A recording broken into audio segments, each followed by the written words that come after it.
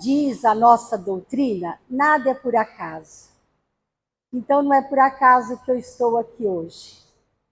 O Sebastião não pôde vir fazer a palestra, certo? Aí a Eliana, muito amiga minha, muito querida, que gosta muito de mim, que sempre me coloca aqui para fazer a apresentação, ela não pediu. Ela falou, você vai fazer a palestra. Falei, sim, senhora, eu vou. Mas eu vou refletir com vocês um tema do nosso evangelho. E eu acho até que eu fui ousada, porque eu fui escolher justamente o maior mandamento da lei de Deus.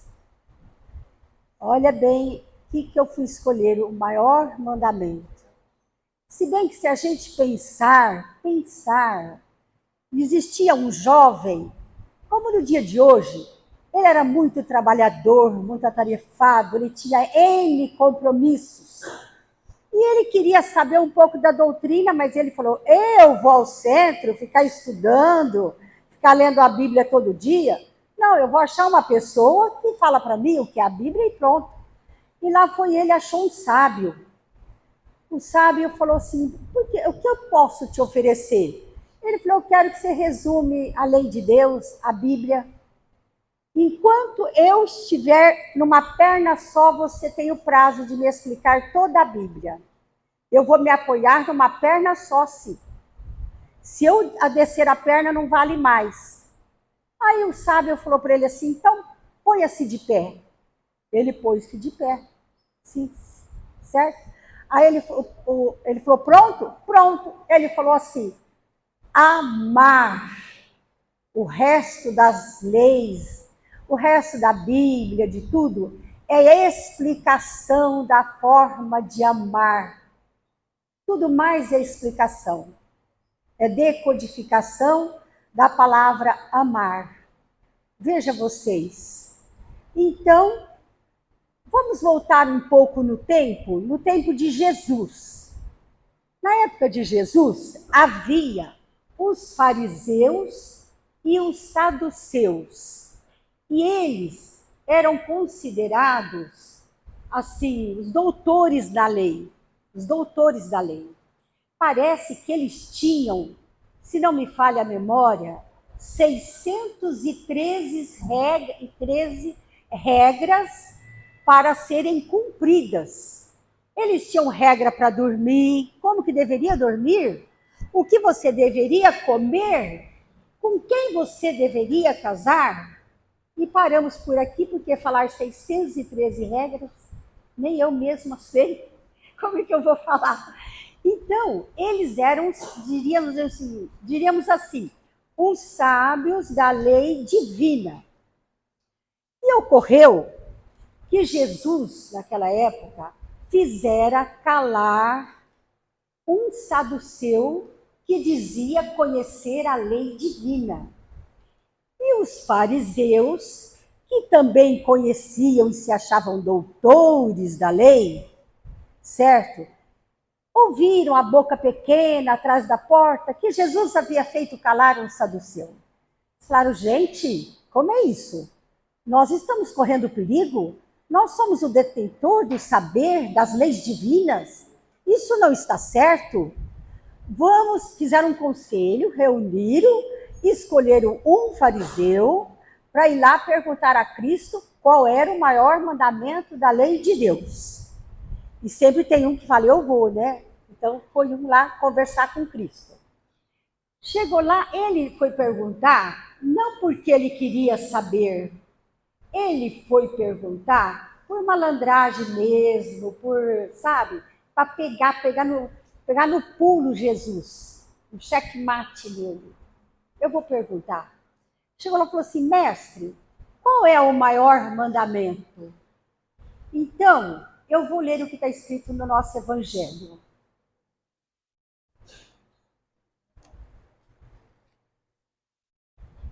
Mas os fariseus, quando ouviram que Jesus tinha feito calar a boca aos saduceus, juntaram-se em conselho. E um deles, que era doutor da lei, Tentando-o, perguntou-lhe: Mestre, qual é o maior mandamento da lei? Porque ele supunha que ele sabia o maior mandamento. E que Jesus, quem era Jesus para responder? Aí o que Jesus lhe disse? Amarás ao Senhor teu Deus de todo o seu coração, de toda a sua alma e de todo o seu entendimento. E para completar, ele falou assim: amarás o próximo como a ti mesmo. Isso é para todas as leis e para todos os profetas. Essa é a verdade. Imagine vocês que achava que era o doutor da lei e chega alguém e fala isso para você. Porque eles estranharam, Jesus estava quebrando todos os paradigmas da época. Na época era assim, olho por olho, dente por dente, eu vou vingar, eu vou matar, eu tenho inimigo, eu vou para a guerra, Deus vai comigo e vai me ajudar a matar o inimigo, porque Deus está comigo, Ele quer que eu mate. Olha o Deus dele. Então, olha o choque que eles receberam quando Jesus veio falar que Deus é amor. Vocês imaginam a cena? Jesus veio quebrar o paradigma que Jesus... E eu estive pensando, a hora que eu li, vocês aqui, que são um pouquinho mais jovens do que eu, não tanto, vocês se lembram quando era criança, que a mãe falava assim pra gente: vai fazendo, Deus está vendo o que você está fazendo, hein? Ó, eu já estava pegando medo de Deus, a hora que falar de Deus eu ia começar a tremer. Deus falava assim, a mãe falava assim: Deus vai te castigar. Eu falava: meu Deus do céu, cadê esse Deus que eu já vou correr? Que eu estou fora. Então a gente, até hoje, tem mães que têm essa impressão de pôr na cabeça da gente que Deus é vingativo. Olha que amor tão infantil, tão pobre. Deus é vingativo. Deus nem se ofende. Deus é uma inteligência suprema, infinita, onisciente, onipresente, onipotente. Quem somos nós a ofender a Deus? E tudo que a gente fazia era pecado, que Deus não gostava. Coitadinho de Deus, tudo a gente põe a culpa nele, né? Mas mãe tem isso mesmo, mas coitada da mãe, a mãe quer educar e mãe faz essas coisas. Mãe, eu penso comigo que mãe não é sofrer no paraíso. Eu penso comigo que mãe não tem juízo. Quando eu me lembro como mãe, eu dou tanta risada de mim que eu acho que mãe não tem juízo. Só pode ser, que é muito forte ser mãe. E a gente se desequilibra mesmo. Não é verdade? Voltemos ao mandamento.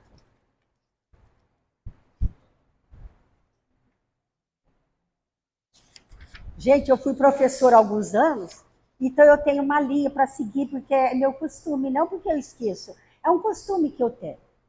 Certo? Voltamos. Devemos amar a Deus de todo o nosso coração, de toda a nossa alma e de todo o nosso entendimento. A primeira palavra que me vem na cabeça quando eu falo de amar a Deus, amar ao próximo, é a palavra que tem no nosso evangelho, que se chama beneficência. Nossa, que palavra bonita! Beneficência. Eu acho linda essa palavra. O que significa beneficência? Alguém sabe, lembra o que significa beneficência? Significa bondoso, ser bom de coração, ter piedade, ter misericórdia.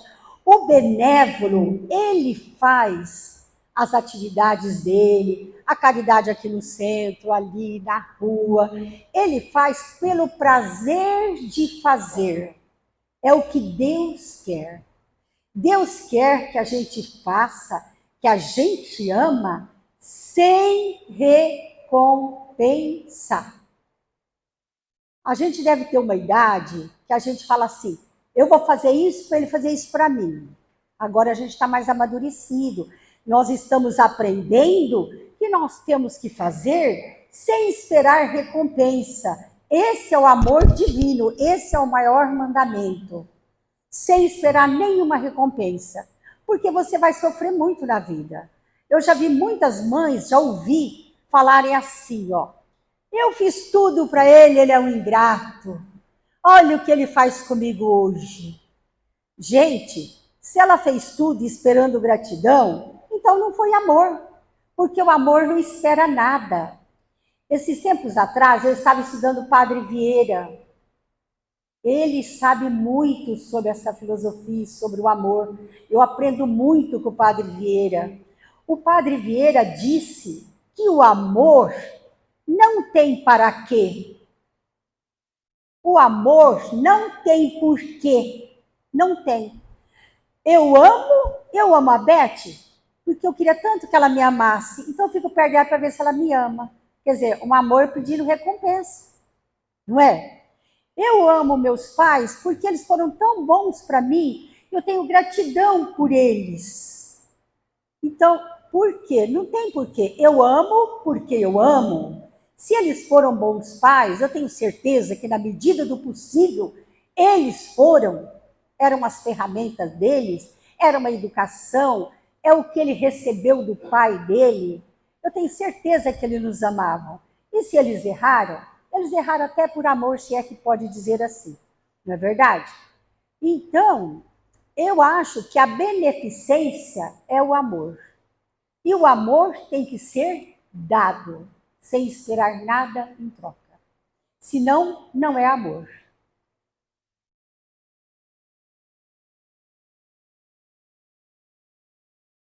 O bondoso, ele faz a caridade em todos os momentos do dia. Veja, eu já fiz isso, viu, gente? Falar a verdade, não vou mentir, não. Eu ficava o dia inteiro correndo atrás das minhas obrigações, eu batia no cachorro, eu pegava a vassoura, eu corria para lá, corria para cá, daí eu falava assim, agora é a hora da caridade. Aí eu tomava banho, me aprontava, falava assim, Deus está comigo, eu vou nessa luta, porque Deus está comigo. Aí eu achava que eu estava fazendo caridade. É uma caridade, não deixa de ser. Mas eu achava que a caridade tinha que ter um momento e uma hora, foi assim que eu aprendi.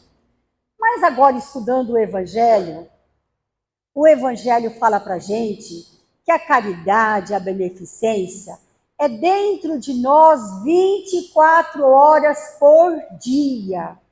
É dentro de casa mesmo, é na feira, é aqui no centro, é na escola, é em casa, é em todos os lugares, é o amor sem esperar nada em troca, é a caridade, ela é 24, é um estado de espírito da gente. Quando se começa a entender o que é a caridade, a gente começa a perceber, amadurecer, porque demora para amadurecer na nossa cabecinha, assim, a gente vai amadurecendo e vai entendendo pelas leis do Cristo que não é essa caridade que a gente aprendeu. A caridade é um estado de espírito, não é verdade? É um estado de espírito. Esse dia eu fui acompanhar uma amiga, numa igreja aí que eu não posso falar agora, ela não estava bem e ela pediu para eu acompanhá-la. Falei, pois não, eu posso com você. Chegou lá, o tema foi só amor. Falei, nossa, fazer o bem ao próximo está quase igual à minha doutrina. Fiquei até interessada. Falei, nossa, olha, pregar o amor, e todo mundo ali, a paz de Cristo, e se beija, e o amor, e eu no meio também o amor, eu estou dando o amor. Quando nós saímos daquele lugar, havia um mendigo, maltrapilho, mal arrumado, e eu demorei para sair esperando a companheira. E eu fiquei ali esperando, assim, encostada assim ali na porta, observando. Todo mundo falando do amor e olhava para o mendigo e passava e ia embora. Eu falei assim, gente, mas eu estou errada? O que está acontecendo comigo? Eu me questiono muito. O que está acontecendo comigo? Mas nós não pregamos o amor e agora todo mundo está indo embora e ninguém fala nada para o mendigo? Eu falei, nós temos que fazer alguma coisa. Eu falei, meu senhor, o que o senhor precisa? Ele falou assim, eu só preciso de um pão. Eu falei assim, eu tenho um trocado aqui, dá para o senhor comprar um pão, é o que eu trouxe hoje. Então, quer dizer, parece que a gente aprende e a gente não apreende. Ou demora um tempo para a gente aprender. Mas a gente não pode esperar a vida inteira para aprender. Nós não sabemos quando nós vamos embora. Hora que Deus fala, você aí, vamos, meu amor? Pois não, estou pronto para ir. Então não podemos deixar para amanhã. Tem que aprender agora. Já é tarde demais, certo? Então, a caridade são as boas ações. Ela está presente em nós a todo momento do dia, em qualquer lugar, em qualquer situação. E falando em caridade, eu não posso esquecer do nosso Chico. Eu não consegui fazer essa reflexão com vocês sem lembrar do Chico. O que eu sempre lembro do Chico? O Chico era caridoso, era benévolo, até fazendo compras na feira. O Chico. Certa feita, ele estava comprando tomate. Vocês se lembram da história do tomate? Vocês lembram? Eu sempre me lembro disso quando estou a escolher cebola, tomate. Eu falo assim, nossa, o Chico fez isso, eu não posso fazer isso. Eu já lembro do Chico e já começo a me melhorar. O Chico foi comprar tomate e chegou lá, ele escolhia um bom e um mais ruim, um meio podre, um bom, e foi escolhendo. Aí uma pessoa que estava perto do Chico falou assim, ai Chico, você não sabe nem fazer compra? Você não sabe nem escolher um tomate? O Chico, com aquela paz, aquela sabedoria, olhou bem nele e falou assim, eu não posso escolher todos os tomates bons. E quem virá depois de mim? O que ele vai comprar, o que ele vai escolher? Como fica? Ele vai ficar feliz de achar que tem bastantes tomates bons. Então, lembremos do Chico, o nosso querido Chico, que tanta falta nos faz. Mas ele cumpriu a sua missão, ele está em paz e deixou o exemplo. E agora a vida é conosco, é agora a nossa vida, né? Que possamos aprender com ele e continuar. Isso que o Chico fez é amar ao próximo como a si mesmo. Vou falar uma coisa aqui. Quando a gente fala amar ao próximo como a si mesmo, uma vez eu pensei nessa reflexão. Eu falei, mas tem gente que não se ama, gozado. Será que a gente se ama? Vocês cuidam do corpo, da saúde, da alimentação? Vocês se cuidam? Vocês se amam? Eu conheço pessoas que elas se xingam. Eu fico assustada, horrorizada. Ela está fazendo uma coisa, ela fala assim, ai, como eu sou burra. Eu falo, gente, mas que é isso? A pessoa se xinga, chega a esse ponto de se xingar. Jesus falando isso, ele pensava, ele quer dizer para nós que a gente deve se amar. Quem não se ama, não ama o próximo, não ama Deus. Então, amar o próximo como a si mesmo é para lembrar que a gente tem que se amar também. E não é pecado se amar. É bom, faz bem, bem para a nossa alma, para o nosso corpo, para a nossa vida, para quem está perto de nós. A pessoa que se ama, ela transmite paz. Vocês perceberam que tem pessoas que chegam perto da gente, a gente não quer que ela vá embora. Já perceberam isso? Ela vai embora, ela deixa um vazio perto da gente, parece que a gente perdeu a luz, perdeu o brilho. A gente quer que ela fica.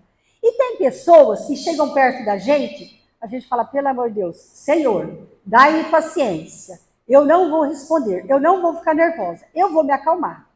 Eu vou respirar fundo e vou amar meu próximo. Porque, fala a verdade, eu acho que tem pessoas muito difíceis, certo? Acho que é o grau de evolução e a gente tem que entender, e Cristo ainda acha que a gente tem que amar. Amar aquele que nos dá trabalho, certo? Aquele que não nos pensa como nós. Porque amar a quem é fácil amar, Jesus disse, até os publicanos amam quem lhes ama. O importante é amar aquele que é diferente, que pensa diferente, que não pensa como nós. A gente gosta daquela pessoa que senta pertinho de nós e fala assim, você gosta de pizza? Ah, eu amo. Você assistiu tal filme? Nossa, minha paixão.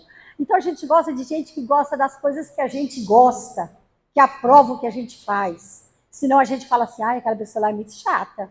Ai, Deus me livre, não suporto. Só porque ela pode pensar diferente de nós. Isso não é amor. Amor é amar o que é difícil, certo? E continuando aqui, se a gente continuar a leitura daquele capítulo que fala o maior mandamento, logo em seguida vem falar do perdão.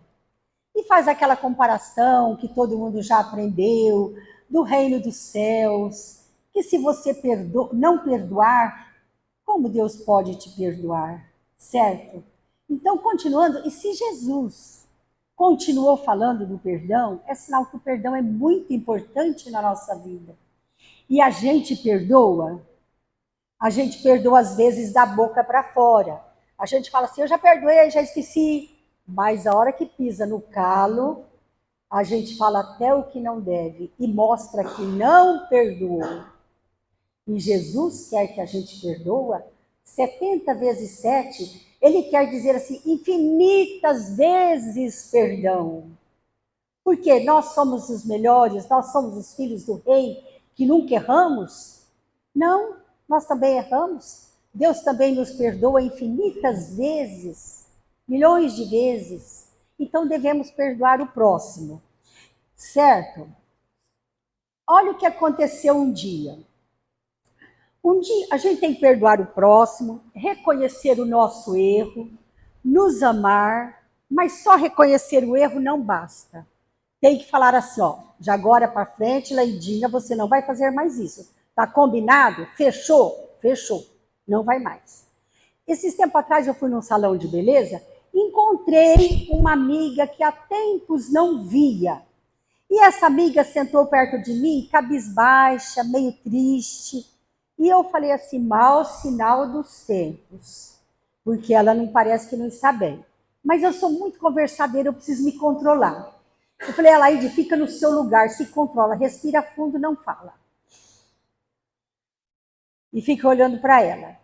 Aí ela falou assim, você acredita que eu fui ao terapeuta e eu não consigo melhorar?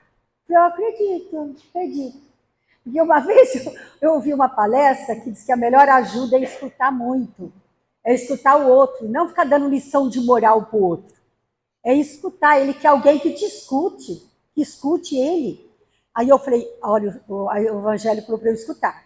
Ela aí disse, controla, você escuta, escuto, vou escutar. Aí eu falei, então tudo bem, eu acredito. Ela falou assim, olha, os jovenzinhos agora vão estranhar o que eu vou falar.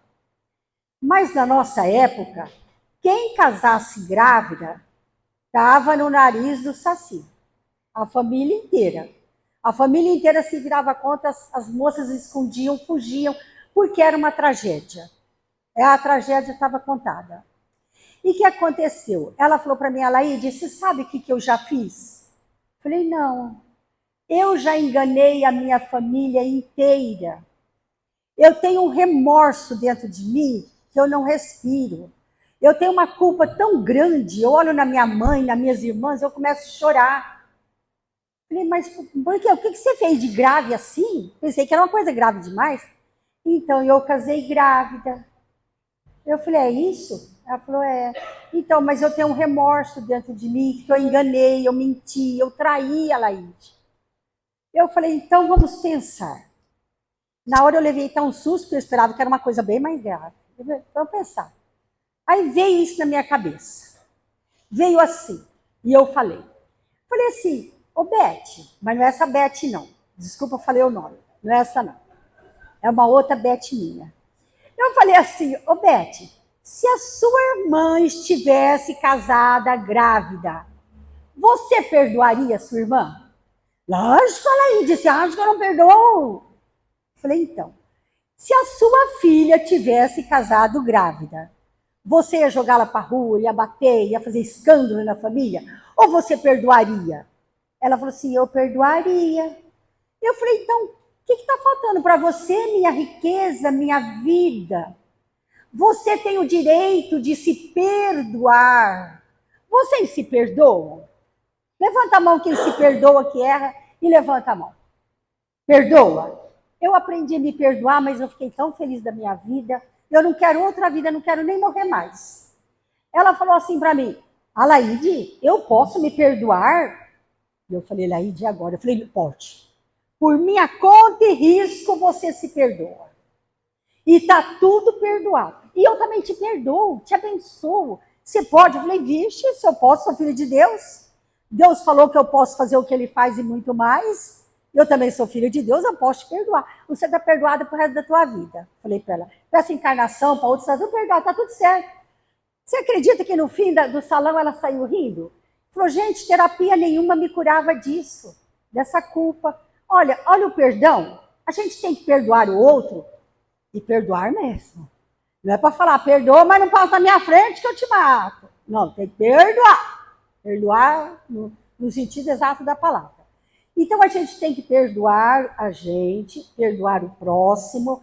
E o que a gente faz quando uma pessoa faz uma coisa muito grave para a gente? Você fala assim, e agora eu tenho que perdoar, mas eu não tenho condição de perdoar. Eu vou ler uma historinha para vocês. Ainda bem que eu vou ler para vocês, porque quando eu conto a história para os meus netos, eles falam assim, vó, não era esse nome. Eu falo assim, nossa senhora, vó, não foi assim. Eles estão me corrigindo agora. Não sei o que está acontecendo comigo, que eles estão me corrigindo. Aí esse dia eu falei, Luiz, então conta para a avó, que a avó já até esqueceu essa história, porque eu estava confundindo todos os personagens. Aqui ninguém conhece essa história, ninguém vai saber se eu errei. Eu estou feliz aqui, porque ninguém conhece a história. Se eu errar, então veja bem, o que a gente vai fazer quando alguém fizer uma coisa que a gente não aprova? Quem somos nós para aprovar alguma coisa? Certo?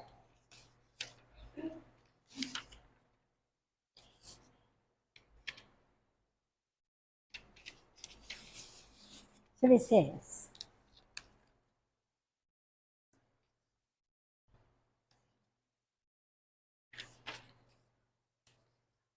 Olha, como é uma história antiga, todo mundo vai viajar comigo nessa história. Todo mundo vai imaginar agora. Pensa, pensa. Bom, a história tem que começar assim. Um lugar muito longe daqui. Porque perto o povo vai descobrir. Muito longe. Há muitos anos atrás. Todo mundo está muito longe, muitos anos atrás? Existiam dois reinos e dois príncipes que habitavam, que moravam nesse reino. Eles eram muito amigos, eles lutavam junto, eles aprenderam as artes, aprenderam a guerrear, porque eles falavam para o outro, nós seremos o futuro rei dessa região, seremos nós temos que aprender. E ficaram grandes amigos. E chegou um dia que acho que foi o Kleber, falou para ele assim, falou assim, olha, nós devemos fazer uma viagem aqui em volta do reino, porque como futuros reis, devemos conhecer a região. Como é que nós vamos governar sem conhecer a região? O outro falou, é verdade, vamos conhecer a região. E se aprontaram, e fizeram uma comitiva enorme, com pajens, com todos postos, e partiram eles para essa viagem para conhecer o reino, certo? A região do reino, para melhor governar. Então, o que aconteceu? Certa manhã, eles saíram, partiram.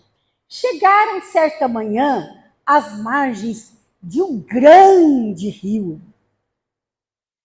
Era preciso atravessar, porém havia uma correnteza muito, mas muito forte. Histórias infantis tem que ser muito, mas muito, muito, muito forte, certo?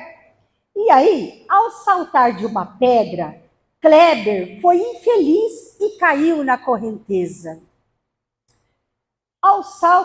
Kleber foi infeliz. Já estava sendo arrastado. Com certeza ele ia morrer. Quando Rafael pulou na água e, arriscando a própria vida, salvou Kleber. Certo? Então, o Kleber pediu a um dos seus pajens que trouxesse uma pedra para ele e escreveu na areia: neste dia nas margens deste rio, não, minto, trouxe uma pedra e escreveu na pedra: neste dia, nas margens deste rio, o meu amigo, arriscando a própria vida, salvou a minha vida. E continuaram viagem. Viajaram, conheceram a região e voltaram. No mesmo rio, se encontraram de novo. E começaram uma conversa grande, certo? Conversando, sentado na areia. E por um motivo bem banal, surgiu um desentendimento.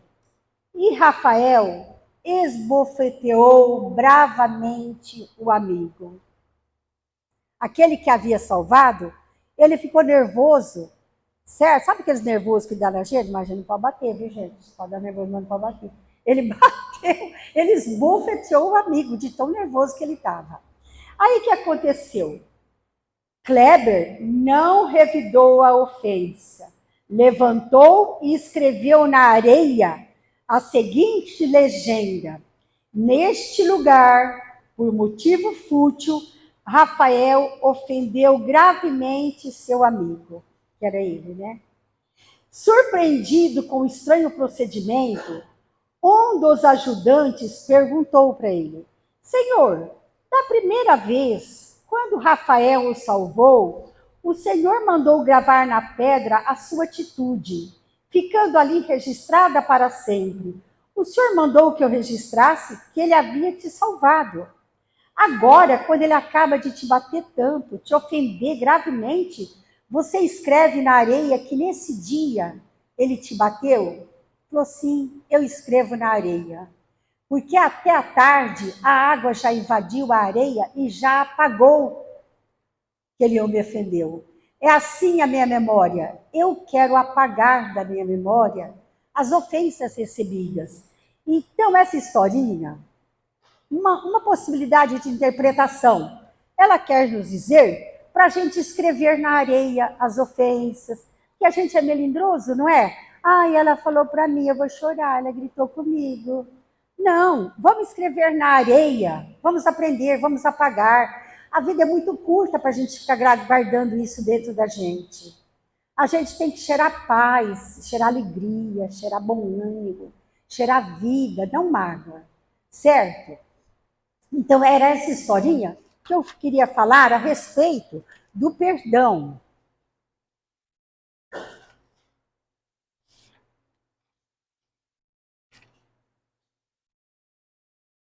Já falei, já falei, já falei. Gente, vocês podem ficar felizes, quase acabando já.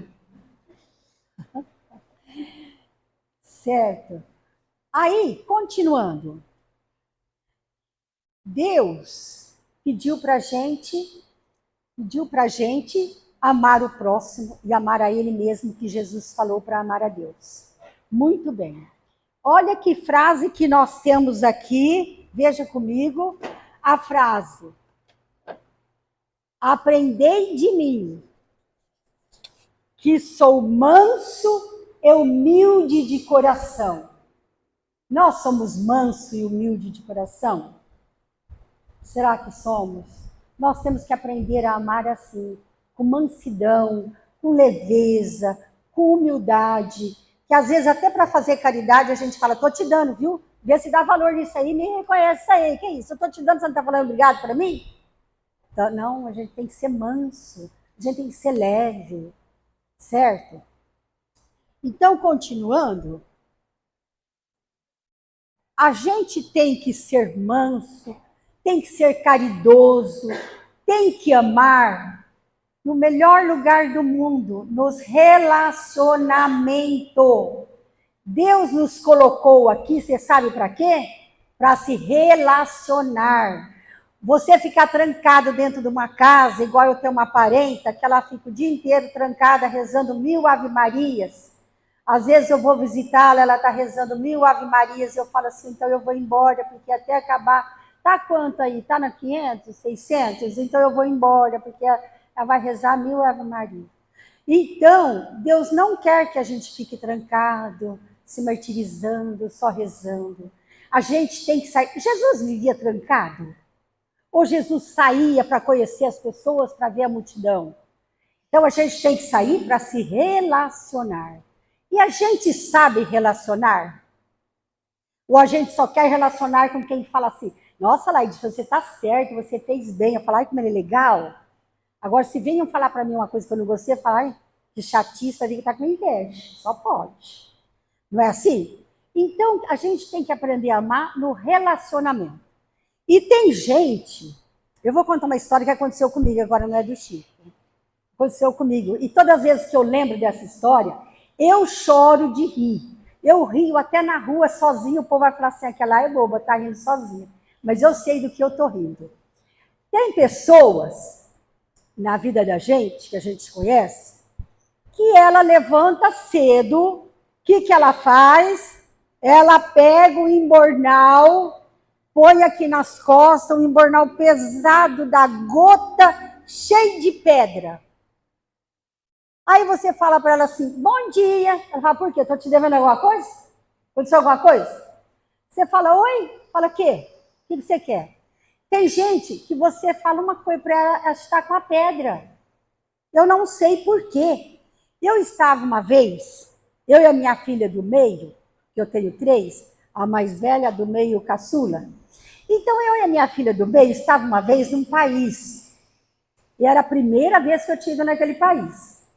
Gente, eu ganhei tanta, vou falar a palavra antiga, chapuletada, ovo, cortada, que eu nunca ganhei na minha vida igual. Eu falei, gente, o que está acontecendo comigo? Eu acho que eu estou no lugar errado. Gente, eu estou ganhando ovo demais. Eu falei, filho, o filho ligou para mim e falei, mãe, a senhora está bem aí? Eu falei, não, só falta apanhar aqui, porque está todo mundo acabando comigo. Eu falei, mãe, você reage? Eu falei, que jeito? Aí o que aconteceu? E eu, essa filha minha, estava andando na região ali daquele país. Aí nós, muito curiosa, vimos uma árvore. Eu olhei assim, falei assim, és um pé de laranja. A minha filha falou assim, é um pé de limão cravo. Falei, eu estou falando que é laranja. Ela falou assim, então vamos tirar a prova. Então chegamos lá no pé de laranja. Tinha uma senhorinha de idade, que eu olhei nela, eu pensei que ela era doce. Ela estava com um sapatinho, uma meinha, uma roupinha assim, um lencinho na cabeça. E eu cheguei bem perto dela, eu falei assim, vai ver que ele é doce, que eu posso perguntar. Mas, menino de Deus, vocês não têm noção do que eu ganhei. Eu cheguei lá e falei assim para ela assim, minha senhora, isso aqui é um pé de laranja? Gente de Deus. Aí a pedrada comeu solto em cima de mim. Aí aquele dia eu ganhei todas. Olha o que ela falou para mim. Não está sabendo que é um pé de laranja? Por que pergunta? Eu falei assim, quê? Oi, o que foi? Eu perdi o rumo. E eu, quando uma pessoa chama minha atenção, eu não dou resposta. Eu fico assim, ó. Que? Eu não sei dar resposta. Eu levo um susto tão grande. E eu falei assim, não vai nada. Fui afastando. Aí a minha filha me pegou pelo braço e começou a rir. E nós rimos que nem umas condenadas. Certo? Olha para você ver. Você vai conversar, ela vai dar a pedrada em você. Ela já tacou uma pedrada em mim. Eu falei, gente... Aí passou muito tempo, depois de 1 hora, eu falei assim, sabe de uma coisa? Eu devia ter respondido para aquela senhora. Eu devia ter falado para ela assim, mas isso quando ela não estava mais perto de mim. Estava 100 quilômetros. Eu devia ter falado para ela assim, sabe de uma coisa, minha senhora? Se eu soubesse o que era, eu não estaria perguntando. Mas isso eu tive essa ideia depois de muito tempo. Mas agora que eu estou um pouquinho mais aprendendo o nosso evangelho, eu não devia mesmo ter respondido. Eu não devia mesmo ter entrado naquela sintonia. O melhor foi dar risada mesmo. Foi sorrir, ficar alegre e rir, achar graça. Aí eu não contente, ainda que eu sou humana, eu chamei o Soguia e falei, o Soguia, por que aqui nessa região vocês dão tanta chapuletada em nós? Eu só queria entender isso, mais nada. Ele falou assim, é a cultura da região. Falei, cultura? Isso é cultura? Cultura de dar ovo, sim. Mas Jesus, como Jesus falou, ele é manso, ele é humilde de coração. Como é que pode fazer isso? Falei, eu estou entendendo a cultura de vocês também. Porque na minha região, a gente trata tão bem, principalmente as pessoas que vêm de outros países. A gente faz tudo por eles. Por quê? Porque o brasileiro é receptivo. Eu já conheço alguns países e eu percebo que nós brasileiros, eu vou deixar a modéstia lá fora agora, nós brasileiros somos acolhedores, somos humanos, gostamos de receber bem. Tanto é que o Brasil é a pátria do Evangelho. Por quê? Porque nós aprendemos com Jesus como ser.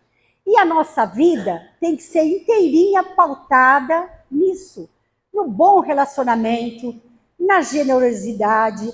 A gentileza está tão fora de moda que até a televisão esse dia lançou um programa da gentileza. Olha bem, precisa de um programa para mostrar para nós que a gente tem que ser gentil com o outro. Vocês perceberam isso? Então é isso, tudo que a gente for fazer, quem ama a Deus, faz com amor ágape. Amor sem recompensa, certo? E para finalizar, desculpa, é a última, gente, é a última historinha, é a última, eu prometo. Existia numa região, essa não está tão distante não, pode até ser aqui perto, existia numa região um mestre de obra que fazia casas para serem vendidas. E ele tinha um empregado muito, mas muito bom. Então, o tempo foi passando, e o empregado resolveu se aposentar. E chamou o mestre de obras, o chefe, e falou assim, olha, chefe, eu estou cansado e chegou a hora que eu devo me aposentar. Ele falou, lógico, tá certo, você faz bem, mas eu queria te pedir o último favor. Eu prometo que é o último favor. Pode pedir o último favor, eu faço. Você constrói a última casa para mim? É só essa casa. Nada mais eu vou pedir. Eu preciso dessa casa com muito carinho, como você sempre fez, muito bem feita, com muito amor. Ele falou, lógico que eu faço, pode deixar comigo. O mestre, o chefe de obra virou as costas e falou assim, nossa, eu não acredito. Eu vou ter que fazer mais uma casa? Não, isso não é vida. Esse homem não está certo. Eu queria esganar esse homem, mas eu vou fazer. Olha bem, cadê o amor? Cadê o relacionamento? Cadê a boa vontade? Onde foi parar? E sabe o que ele fez? Foi na cidade, escolheu as terceiras linhas de casa, construiu tudo assim, nem viu se a parede estava certa, pôs a janela, pôs a porta, fez tudo correndo e chamou o mestre de obras. Pegou a chave da casa, falou, seu mestre, aqui está a casa que o senhor pediu. Eu já terminei. O mestre olhou assim e falou, nossa, tão rápido. Eu quero ver essa casa. E o mestre, o chefe de obra, entrou na casa e fez o quê? Foi olhando cômodo por cômodo e ele se fez triste, triste como nunca esteve. E o moço que construiu a casa ficou olhando nele triste e ele acabado, arrasado.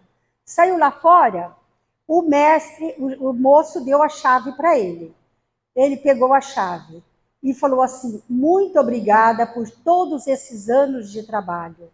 Como gratidão, eu queria que você fizesse essa casa, porque essa casa é a sua casa, que eu estou te dando de presente.